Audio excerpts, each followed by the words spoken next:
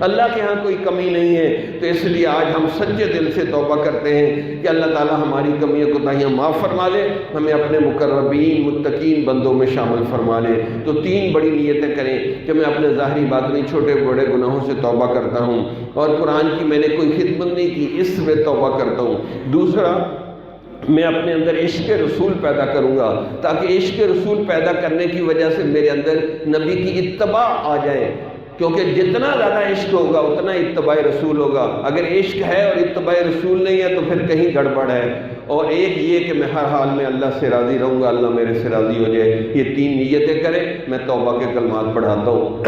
اگر اصلاح و نیت کی نیت کریں گے تو آپ بیت بھی ہو جائیں گے، اس کی برکت سے اللہ تعالیٰ آپ کو سکون بھی دے گا، نمازیں بھی آسان ہو جائیں گی اور بہت سے کام آسان ہو جائیں گے۔ آخر میں چند وظائف آپ کو بتا دوں گا۔ الحمدللہ وکفیٰ وسلام علی عبادہ الذین اصطفیٰ، اما بعد۔